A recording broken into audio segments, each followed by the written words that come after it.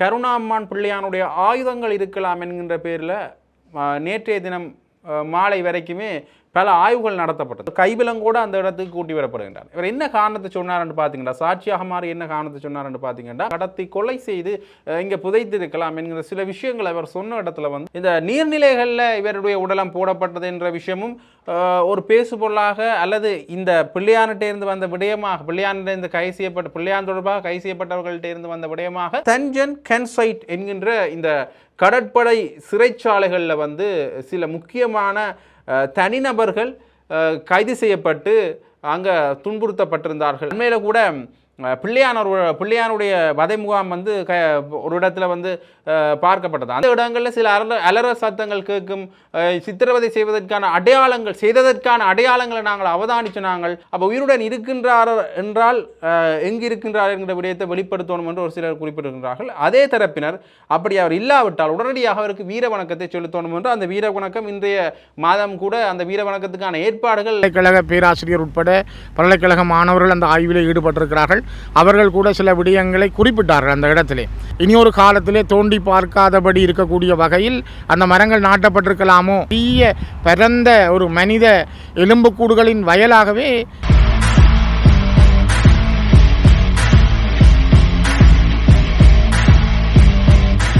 ஜெஃப்னாபடியன் சொந்தங்களுக்கு வணக்கம். இந்த காணொலியில் பல விடயங்கள் தொடர்பாக பார்க்க போகிறோம். அதில் குறிப்பாக இந்த பிள்ளையானுடைய சகா இனிய பாரதி, தொடர்ந்துமே கை செய்யப்பட்ட இனிய பாரதியின் சகாக்கள் சம்பந்தமான விடயம் ஒரு பேசுபொருளாக மாறியிருக்கிறது. இந்த திருக்கோவில் தம்புருவில் மயானத்தில் கொன்று புதைக்கப்பட்டவர்களின் சடலங்கள் இறைக்கலாம் அல்லது கருணாம்மான் பிள்ளையானுடைய ஆயுதங்கள் இருக்கலாம் என்கின்ற பேரில் நேற்றைய தினம் மாலை வரைக்குமே பல ஆய்வுகள் நடத்தப்பட்டன.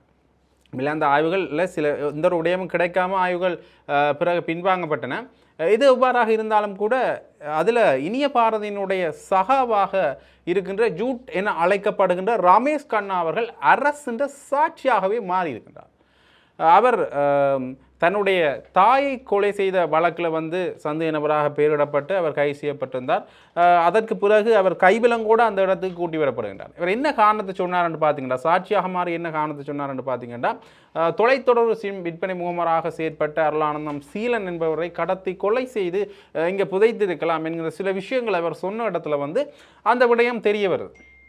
அப்போ அந்த விடயம் தெரிய வந்தோன்னு உடனடியாக அங்கே குற்றப்புலனாய்வு திணைக்களத்தினர் அவரை கைவிலங்கூட கூட்டி செல்கின்றார்கள். கூட்டி சென்ற பிறகு பல விடயங்கள் தொடர்பாக ஆராயப்படுகிறது. இருந்தாலும் கூட எந்த ஒரு விடயங்களுமே அங்கே தென்படையில், அதால் அவர்கள் அந்த ஆய்விலிருந்து பின்வாங்குகிறார்கள். சரி, இது இவ்வாறாக இருக்க அது சரியான முறைப்படி தான் நடந்தது. நீதவான் அங்கே ஆஜராக இருந்தார். அது மட்டும் இல்லாமல் சட்ட மருத்துவ அதிகாரி போன்ற பலரும் அந்த இடத்துல ஆஜராக இருந்தார்கள். இப்படியாக ஒரு விடயத்தில் இது செய்தாலும் கூட அதிலிருந்து எந்த ஒரு விடயங்களும் எடுக்க முடியலை. இனி வரும் காலங்களில் இந்த மாதிரியான ஆய்வுகள் மேற்கொள்ளப்படுமா என்கிற கேள்வியும் இருந்திருந்தது. அது மட்டும் இல்லாமல் இதில் சில விஷயங்கள் பொது வழிகளிலேயும் இந்த விடயங்கள் அடிப்படுத்தின. பிரகலித் எக்னகோட, அது மட்டும் இல்லாமல் ஊடகவியலாளர் பிரகலித் எக்னகோட, அது மட்டும் இல்லாமல் அண்மையில் கூட ரவீந்திரநாத் என்கின்ற உபவேந்தர் அவர்கள் கூட கடத்தி சித்திரவதை செய்து கொலை செய்யப்பட்டுக்கலாம் என்கின்ற வகையில் பிள்ளையான் கைது செய்யப்பட்டு அவன் மேலே விசாரணைகள் மேற்கொள்ளப்பட்டன. அப்போ அவர்களுடைய உடலங்களும் இங்கே இருக்குமா என்கின்ற ஒரு கேள்வியும் இருந்திருக்கிறார். அண்மையில் இந்த நீர்நிலைகளில் இவருடைய உடலம் போடப்பட்டது என்ற விஷயமும் ஒரு பேசுபொருளாக அல்லது இந்த பிள்ளையானிட்டேருந்து வந்த விடயமாக, பிள்ளையானிலிருந்து பிள்ளையான் தொடர்பாக கை செய்யப்பட்டவர்கள்ட்டேருந்து வந்த விடயமாக பேசப்பட்டது. இருந்தாலும் கூட அந்த விடயம் அப்படியே பிறகு மலங்கடிக்கப்பட்டு இப்போ இந்த பிள்ளையானுடைய சகாவான இனிய பாரதியினுடைய சகாக்கள் கைது செய்யப்பட்டு அவர்கள் மேலே விசாரணைகள் மேற்கொள்ளப்பட்டு கொண்டிருக்கின்றன. இதில் ஏற்கனவே சிலர் கைது செய்யப்பட்டவர்களும் இனிய பாரதியை கைது செய்ய பிறகு கைது செய்யப்பட்டவர்கள்ட்டையும் தொடர்ந்து விசாரணைகள் இடம்பெற்றுக் கொண்டே இருக்கின்றது. இந்த பிள்ளையானுடைய கைதை தொடர்ந்து இந்த கைது பட்டியல் நீண்டு கொண்டிருக்கின்றது என்பது ஒரு மிகப்பெரிய விடயமாகத்தான் பார்க்கப்படுகின்றது. இருந்தாலும் கூட இந்த உயிர்த்த நேர தாக்குதல் சம்பந்தமான பல முக்கியமான தகவல்கள் வெளியிடுவோம் என்று கூறியிருந்தார்கள். இன்னும் அது தொடர்பான சில விஷயங்களில் முன்னேற்றம் இல்லை என்றுதான் கூற வேண்டும். சரி, இது இவ்வாறு இருக்க இன்னொரு முக்கியமான சிறைச்சாலையினுடைய அடித்தளமாக செயற்பட்ட ஒரு முகாம் அல்லது அதுவும் ஒரு சிறைச்சாலையாக தான் செயற்பட்டது திருகோணமலையில் கண்டுபிடிக்கப்பட்டிருக்கின்றது. கிட்டத்தட்ட இந்த விஷயம் தொடர்பாக பார்க்கின்ற பொழுது இந்த கடற்படை தளம், குறிப்பாக பல முக்கிய கடற்படை தளபதிகள் இதில் சம்பந்தப்பட்டிருக்கலாம் என்கின்ற விடயமும் பேசப்படுகின்றது. அந்த பேர் என்னென்று பார்த்தீங்கன்னா, தஞ்சன் கென்சைட் என்கின்ற இந்த கடற்படை சிறைச்சாலைகளில் சில முக்கியமான தனிநபர்கள் கைது செய்யப்பட்டு அங்கே துன்புறுத்தப்பட்டிருந்தார்கள் என்கின்ற விடயம் பேசப்படுகின்றது. கிட்டத்தட்ட இவர்கள் சட்ட ரீதியாக அல்லாமல் சட்டவிரோதமாக கைது செய்யப்பட்டிருக்கலாம் என்கிற விடயமும் பேசப்படுகிறது. உங்களுக்கு தெரியும், சில இடங்களில் வந்து அரசாங்கத்தினுடைய முகவர்களாக செயற்பட்ட சிலரால் பல கைதுகள் அல்லது காணாமல் ஆக்கப்படுதல் நடந்திருந்தது. அந்த காணாமல் ஆக்கப்படுதல் வந்து அந்த காணாமல் ஆக்கப்படுதலில் காணாமல் ஆக்கப்பட்டவர்கள் இந்த நிலத்தடியில் இருந்த இந்த சிறைச்சாலைகளில் இருந்திருக்கலாம் என்கின்ற கேள்வியும் எழுந்திருக்கின்றது. அதில் குறிப்பாக பல பேருடைய வாக்குமூலங்கள் எடுக்கப்பட்டது. நிஷாந்த உலுகேதென்ன, அட்மிரல் சோமதிலக்க திசாநாயக்க, அட்மிரல் திசர சமரசிங்க போன்றவர்களுடைய இந்த வாக்குமூலங்கள் அங்கே என்னென்ன நடந்திருக்கலாம் என்கின்ற ஒரு விஷயம் வந்து பேசப்படுகின்றது. இது வந்து திருகோணமலையில் இப்படி சில மர்மமான விஷயங்கள் வந்து கொஞ்சம் வெளிப்பட்டு கொண்டே இருக்கின்றது. திருகோணமலை என்றில் கிழக்கில் மட்டக்களப்பு மற்றும் திருகோணமலையில் சில மர்மமான விஷயங்கள் தொடர்ந்துமே வெளிப்பட்டு கொண்டே இருக்கின்றன. குறிப்பாக இந்த காணாமல் ஆக்கப்பட்டவர்கள் சில இடங்களில் புதைக்கப்பட்டிருக்கலாம் அல்லது சில இடங்களில் வச்சு சித்திரவதை செய்யப்பட்டிருக்கலாம் என்கிற பொருளில் தான் இப்போ தொடர்ந்துமே குற்றப்புலனாய்வு திணைக்களத்தினாளரால் விசாரணைகள் மேற்கொள்ளப்பட்டு வருகின்றது. அதில் வந்து இந்த கடற்படை தளமும் ஒரு முக்கிய பேசு பொருளாக மாறி இருக்கின்றது. சரி, இது இவ்வாறு இருக்க இன்னும் சில உயர் கடற்படை தளபதிகள் மற்றும் கடற்படையில் வந்து உயர் அதிகாரிகளாக முன்னர் பதவி வகித்தவர்கள் மேலேயும் வாக்குமூலங்கள் பெறப்படலாம், அவர்கள் மேலேயும் விசாரணைகள் மேற்கொள்ளப்படலாம் என்கிற தகவல்களும் வெளியாகிருக்கின்றன. அப்போ இதை வச்சுக்கொண்டு பார்க்கிற பொழுது பல காணாமல் ஆக்கப்படுதல் சம்பந்தமான முக்கியமான சில விஷயங்கள் வந்து இனி வெளிவரலாம் என்கின்ற விஷயமும் இப்போ பேசுபொருளாக மாறியிருக்கிறது. ஏனென்று பார்த்தீங்கன்னா, இந்த பட்லந்த வதை முகாம் என்கின்ற ஒரு வதை முகாம் அது முன்னைய காலகட்டங்களில் வந்து ரணில் விக்ரமசிங்கவால் இயக்கப்பட்டது என்கின்ற பொருளில் வந்து பேசப்பட்டது. அது ஏலவே சந்திரிகாவினுடைய ஆட்சி காலத்தில் கூட இந்த விடயம் பேசப்பட்டு கொண்டு தான் இருந்தது. ஆனால் இப்போ கொஞ்சம் புது விஷயங்கள் வெளியில் வரவழைக்கிட்டு இருக்கின்றன. முன்னைய காலகட்டத்தில் சித்திரவதை செய்யப்பட்டதாக இருந்த வதை முகாம்கள் அண்மையில் கூட பிள்ளையானுடைய வதை முகாம் வந்து ஒரு இடத்துல வந்து பார்க்கப்பட்டது. அந்த இடத்துல போய்க்க மக்கள்கிட்ட விசாரிச்சு எடுத்து அவை என்ன சொல்லினோம்னு பார்த்தீங்கன்னா, இந்த இடங்களில் சில அலற சத்தங்கள் கேட்கும், சித்திரவதை செய்ததற்கான அடையாளங்களை நாங்கள் அவதானிச்சு நாங்கள் அந்த ஏரியாவில் நாங்கள் போகிறதுக்கே பயப்படுவோம் என்கிற சில விஷயங்களை சொல்லியிருந்தார். சரி, இது ஒரு வகையில் இருக்க. இப்போ அந்த பிள்ளையானுடைய கைதுக்கு பின்னராக இந்த சித்திரவதை முகாம்களோ அல்லது நிலத்தடியில் இருக்கிற சிறைச்சாலைகளோ அல்லது கொன்று புதைக்கப்பட்டதாக சொல்லப்படுகின்ற இந்த மயானங்களாக இருக்கட்டும், சில வெளிகளாக இருக்கட்டும், ஒரு பெரிய மர்மம் நிறைந்த விடயங்களாக மாறி இருக்கின்றன. சரி, இதற்கும் பிள்ளையாருடைய கடத்தல்களுக்கும் எந்த விதத்தில் சம்பந்தம் இருக்கின்ற விசாரணைகள் தான் இனி தொடர்ந்து முன்னெடுக்கப்படலாம் என்கின்ற எதிர்கூறலும் முன்வைக்கப்படுகின்றன. பார்க்கலாம் இந்த விடயத்தில் என்ன மாதிரியான முன்னேற்றம் வந்து வரப்போன்றது என்பது. சரி, இது இவ்வாறு இருக்க இன்னொரு முக்கியமான விஷயத்தையும் நாங்கள் பார்க்கணும் என்று பார்த்தீங்கன்னா, இந்த அரசாங்கத்தில் வந்து கொஞ்சம் பாதுகாப்பு குறைக்கப்பட்டது. அது மட்டும் இல்லாமல் சில விஷயங்கள் பேசப்பட்டது. இவர்களுடைய கைது இடம்பெறலாம், உகண்டாவில் இருக்கிற பணத்தை திருப்பி கொண்டுடலாம் என்ற விடயங்கள் பேசப்பட்டிருந்தது அவர்களுடைய தேர்தல் விஞ்ஞாபனத்தில். இருந்தாலும் இந்த தேர்தல் விஞ்ஞாபனங்கள் இன்னுமே சரியான முறையில் நடத்தப்படையில்லை. இந்த தேர்தல் விஞ்ஞாபனங்களில் சொல்லப்பட்ட விடயங்கள் நடைமுறைக்கு இன்னும் கொண்டு வரப்படையில்லை என்கிற விடயங்கள் ஐக்கிய மக்கள் சக்தியினால விமர்சனத்துக்குள்ளாக இருக்கின்றது. இவர்கள் நிறைய விஷயங்களை சொல்லியிருந்தார்களே, இன்னுமே இவற்றை செய்யலை. மைத்திரிபால சிறிசேனனுடைய தம்பியினுடைய விடுதி பற்றி கதைக்கப்பட்டிருங்க, உணவு விடுதி சம்பந்தமான விடயங்கள் பேசப்பட்டிருந்தன. அந்த விஷயங்கள் சம்பந்தமான விடயங்கள் கொண்டு வரப்படலை. இப்படியே நிறைய இந்த ஊழல் சம்பந்தமான நிறைய விடயங்கள் பேசப்பட்டிருந்தாலும் கூட ஏன் இன்னும் அதை வெளியில் கொண்டு வரையில்லை என்கின்ற விடயம் வந்து இப்போ ஒரு முக்கிய பேசுபொருளாக மாறி இருக்கின்றது. சரி, இது வந்து இந்த அன்ரோமாரசநாயக்க அரசாங்கத்தினால இச்சை வரைக்குமே முன்வைக்கப்படுகின்ற ஒரு முக்கியமான விடயமாக மாறி இருக்கின்ற அதே நேரத்தில் இந்த அமெரிக்காவினுடைய வரி சம்பந்தமான ஒரு நல்ல விஷயம் ஒன்று இந்த அரசாங்கத்தில் நடந்திருக்கு. என்ன விடயம் பார்த்தீங்கன்னா, முதல் 40% வரி என்று சொல்லியிருந்தார்கள், ஏற்றுமதி வரி. அந்த வரி இந்த அரசாங்கத்தினுடைய சில முக்கிய குழுக்கள் தொடர்பு கொண்டு அது வந்து 30% குறைக்கப்பட்டு இப்போ மீண்டும் அவர்களுடைய தொடர்பாடலின் காரணமாக 20% குறைக்கப்படுகின்றது.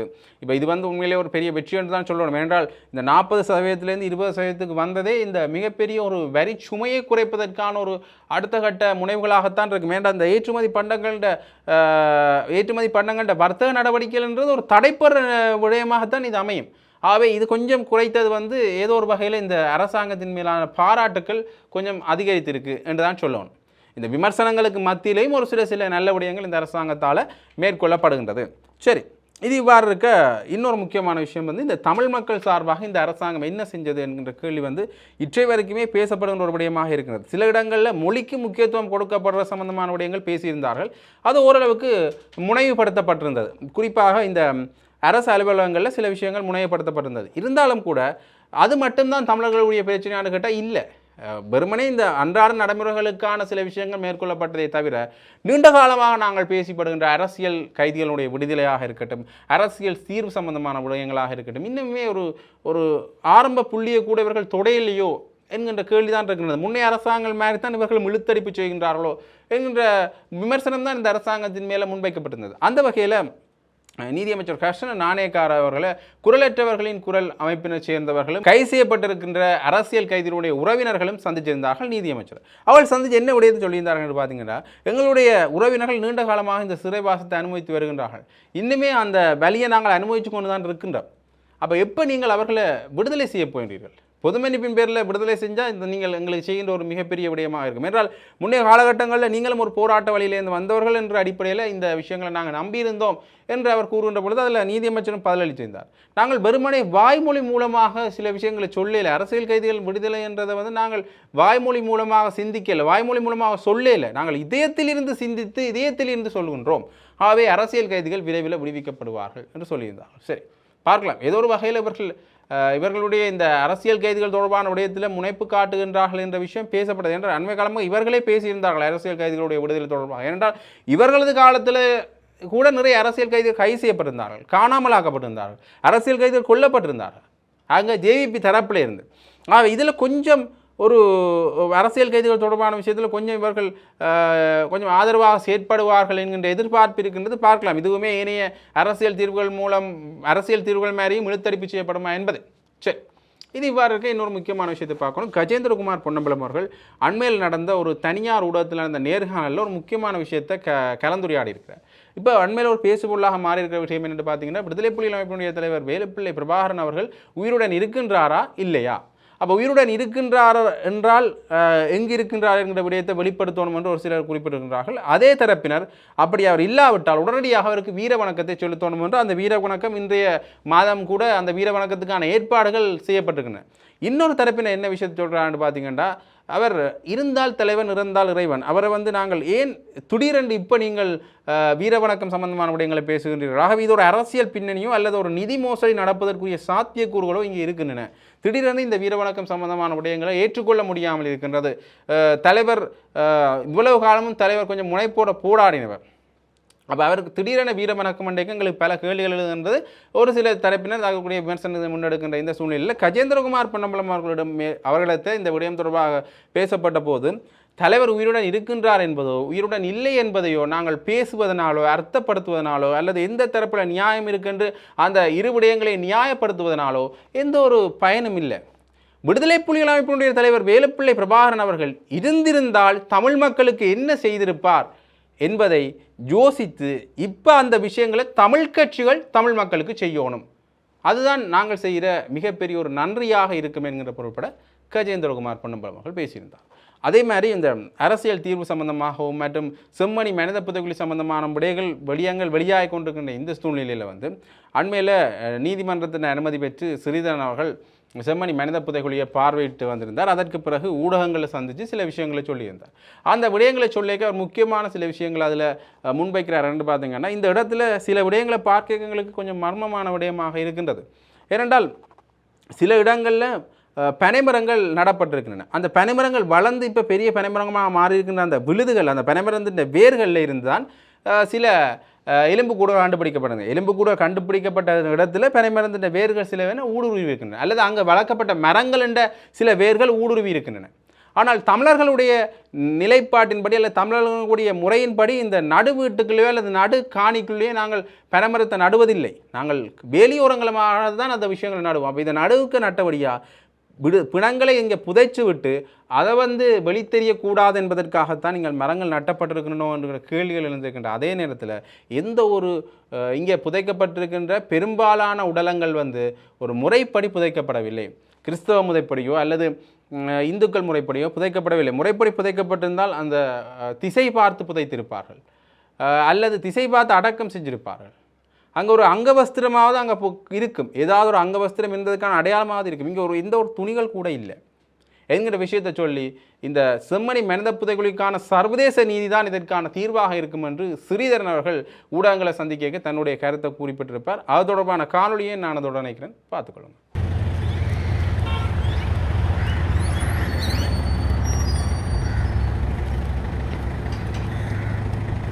தினம் செம்மணி மனித புதைகுழியை நேரடியாக வந்து பார்வையிட்டிருந்தேன்.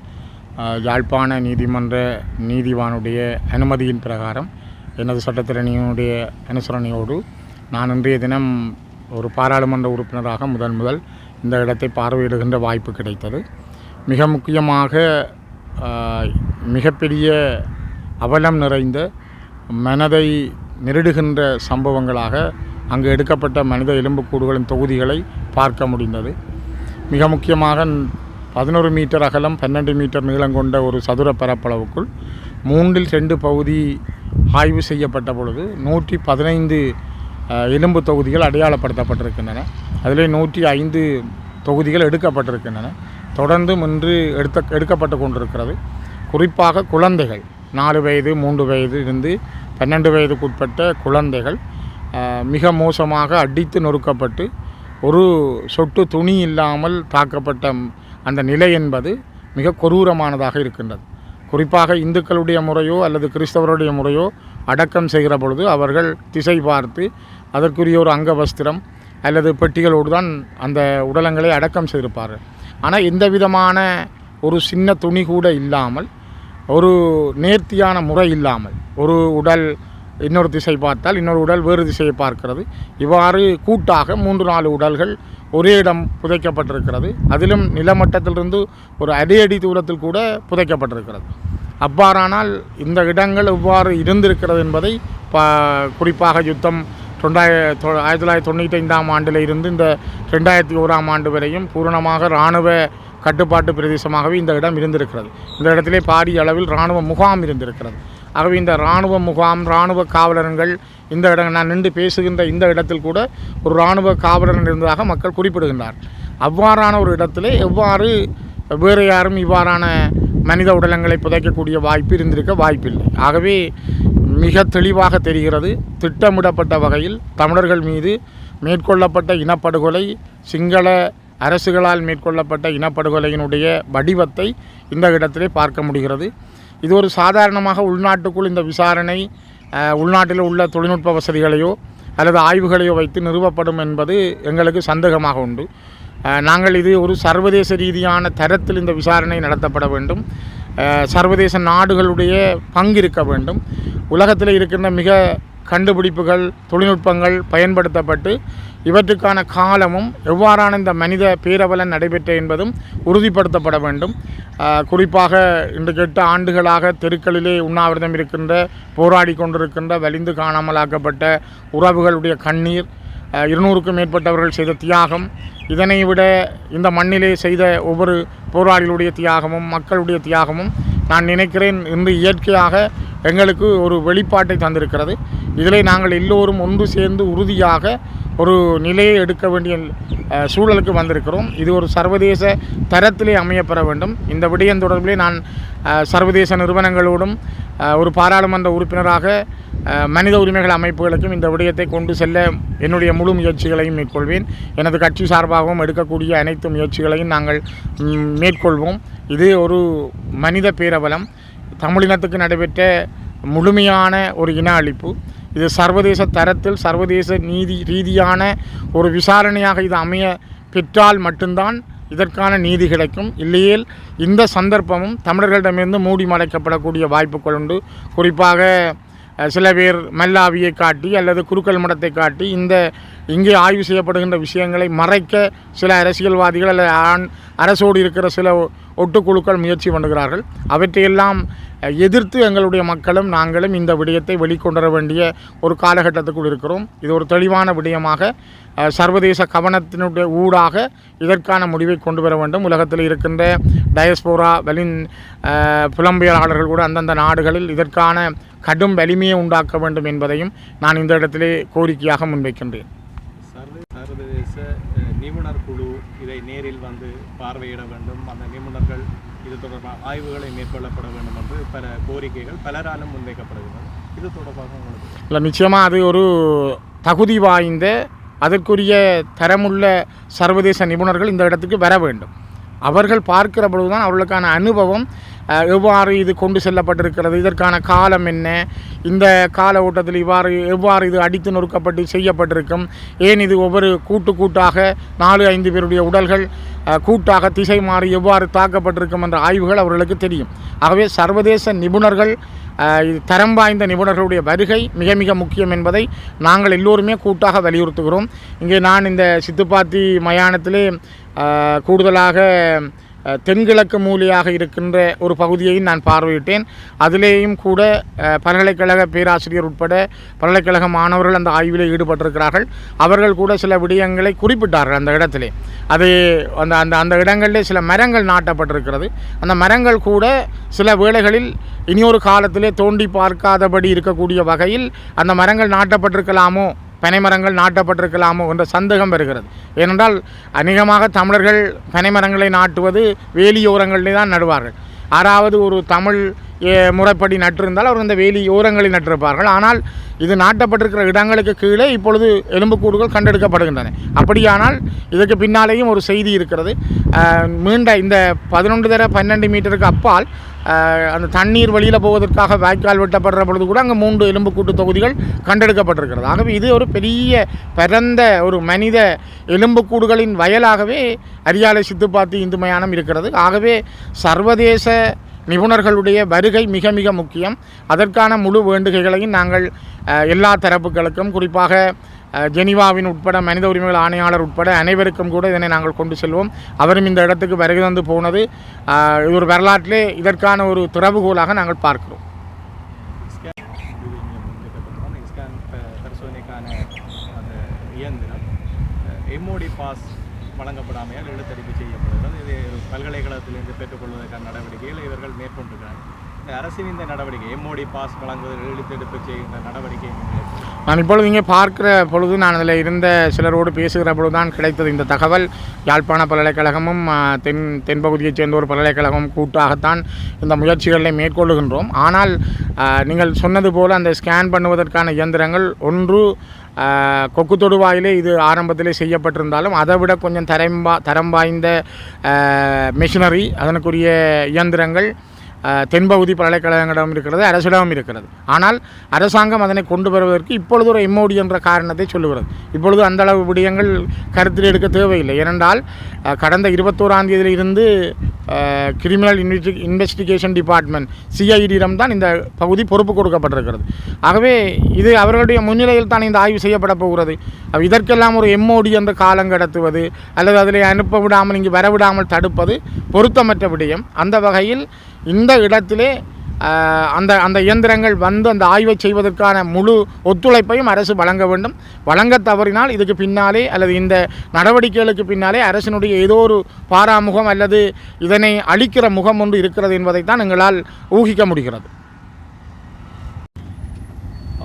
அரியாலை சித்துப்பாத்தி இந்து மயானத்தினுடைய இந்த உள்பகுதி மட்டுமல்ல, இதனை சுற்றியுள்ள சூழல் வெளிப்புற பகுதிகளும் ஆய்வுக்குட்படுத்தப்பட வேண்டும் என்பதுதான் எங்களுடைய கருத்து. ஏனெனில் இந்த அரியாலை இந்து மயான பகுதி அந்த வளாகத்தை தவிர்த்து வெளியிலே தான் கிருசாந்தி அவருடைய குடும்பத்தாருடைய கொலைகளும் உடல்கள் புதைக்கப்பட்ட இடங்களும் அடையாளம் காட்டப்பட்டது.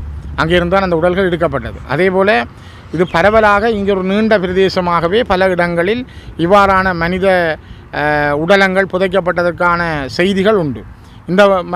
இன்னொரு பகுதி, இந்த பகுதிகளும் வெளிப்பகுதிகளும் பார்க்கப்பட வேண்டும். ஆகவே அந்த நவீன முறையிலான ஸ்கேனிங் இயந்திரம் கொண்டு வரப்பட்டால் தனியே அதை ஒரு சித்துப்பாத்தி இந்து மயானத்தில் மட்டும் அது ஆய்வு செய்யப்படுறதாக இல்லாமல் வெளிப்புற பகுதிகளுக்கும் அது கொண்டு செல்லப்பட வேண்டும். இந்த சூழலில் இருக்கிற பகுதிகளையும் ஆய்வு செய்து அதற்குரிய முழுமையான ஆய்வாக அது அமைய வேண்டும். அப்பொழுதுதான் வெளியில் இருக்கின்ற விடயங்களும் தெரிய வரும் என்பதை நாங்கள் கோரிக்கையாக முன்வைக்கிறோம். அது தொடர்பாகவும் நாங்கள் தொடர்ந்து அந்த முயற்சிகளை மேற்கொள்கின்றோம்.